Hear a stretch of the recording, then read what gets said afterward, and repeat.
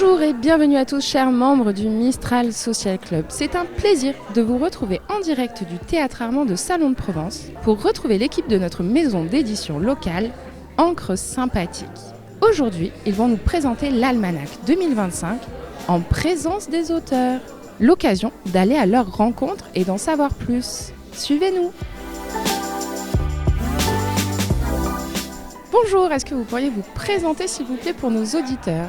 Je suis Pépita Carl, je suis étudiante et auteure. J'ai publié un premier recueil de nouvelles qui s'appelle La Passoire.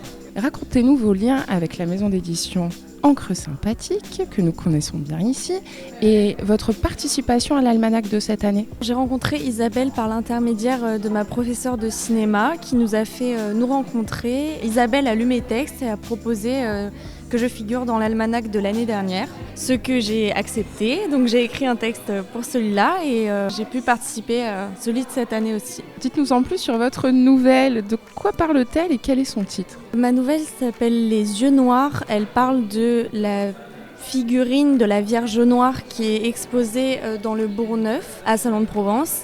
Et c'est l'histoire d'un jeune lycéen qui s'appelle Noé et qui va découvrir d'où vient la Vierge Noire et pourquoi elle est enfermée. Tintin. Merci beaucoup Pépita, nous avons hâte de la lire. Bonjour, est-ce que vous pourriez vous présenter s'il vous plaît ? Oui, bonjour, alors je m'appelle Laurent Provost, je suis comédien et auteur. C'est la 3e année que je participe donc à l'écriture de nouvelles pour l'Almanach à Salon de Provence. Et avec grand plaisir. Alors racontez-nous dans cet Almanach 2025, à quelles nouvelles nous allons avoir droit de découvrir et comment vous l'avez conçue ? Alors la nouvelle que j'ai écrite s'intitule Rien ne dure. Ça s'articule autour de l'histoire d'un résistant, Jules Morgan, que tout le monde connaît bien à Salon de Provence. J'ai essayé de rendre cette belle figure de la résistance le plus vivant possible. Donc j'ai écrit sur un passage de sa vie qui correspond à l'arrestation dont il a été victime. Donc voilà, je le fais vivre quelques temps en amont sur des opérations de résistance. Et comment ça se passe avec l'équipe d'auteurs ? Qu'est-ce que vous pouvez nous dire sur cette belle maison d'édition qui est Encre Sympathique ? J'ai trouvé que c'était une équipe, j'allais dire vaillante, mais en tout cas qui a eu ce désir fou d'ouvrir une maison d'édition associative.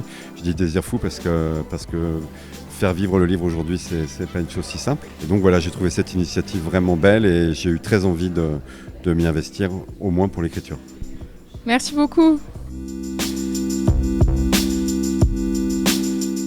Bonjour Audrey, est-ce que vous pourriez vous présenter également pour nos auditeurs, s'il vous plaît ? Bonjour à tous, alors moi c'est Audrey Garzen, je suis actuellement en doctorat de lettres modernes et j'ai publié 2 romans, Désillusion et Tremblement des terres. Déjà 2 romans à votre actif. Oui, c'est ça, le premier est sorti en 2021 et le deuxième en 2023.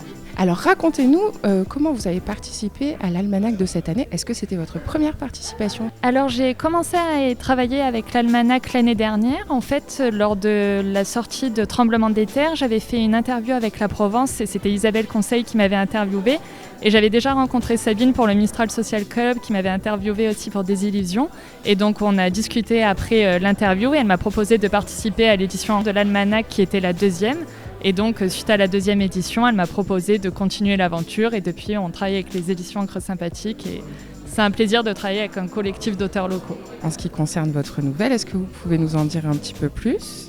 Oui, bien sûr. Alors, ma nouvelle s'appelle Ça ira parce qu'elle fait référence à la Révolution française. Ça va parler du maire David qui a donné son nom au boulevard David à Salon de Provence. Et on suit un étudiant, le fils d'un professeur d'histoire et son père s'est fait agresser par ses convictions et son engagement et donc il retrace l'engagement du maire révolutionnaire et ce qui va l'en conduire jusqu'à l'église Saint-Michel où un retable a été protégé par le maire durant la Révolution française. On va en apprendre en fait beaucoup sur notre propre ville grâce à vous. Merci beaucoup.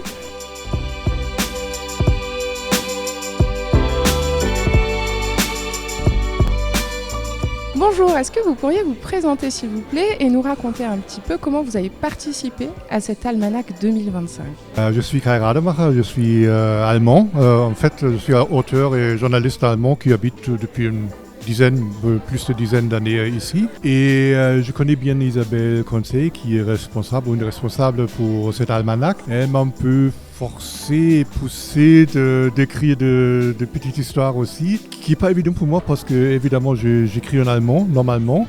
Alors en français c'est quand même dur, mais c'est un grand plaisir d'écrire des petites histoires comme ça. En parlant de petites histoires, qu'est-ce qu'on va pouvoir découvrir dans votre nouvelle? Déjà, comment elle s'intitule? Alors c'est une petite histoire qui se déroule dans le massif de Coste, en fait sur les hauteurs de Salon, où il y a les premiers vestiges de cette magnifique ville, des Saliens, de petites ruines antiques qui sont toujours visibles, très, très mal connues. Et j'écris une petite histoire fantastique autour d'un malheureux archéologue qui fait des découvertes ou pas dans cette vestige. Merci beaucoup et puis au plaisir de lire votre nouvelle. Merci.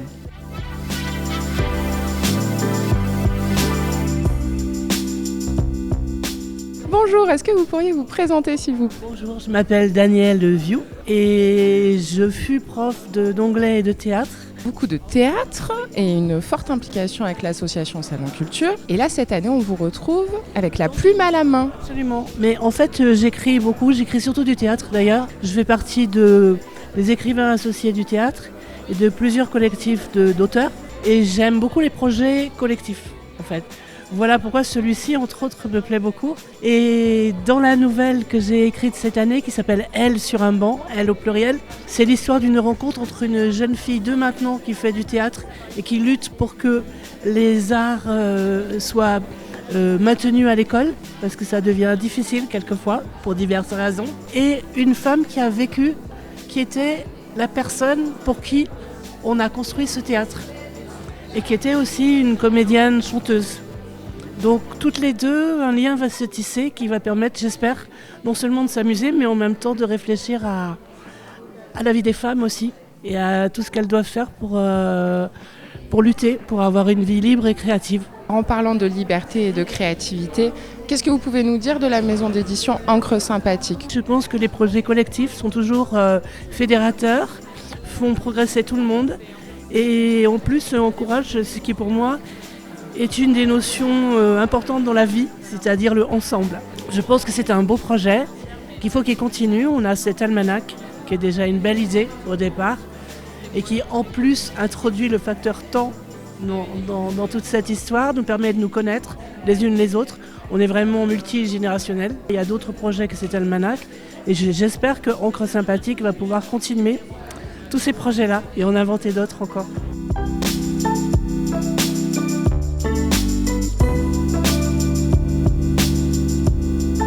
Merci à tous d'avoir partagé ce moment avec nous et bravo pour la création de ce nouvel almanach.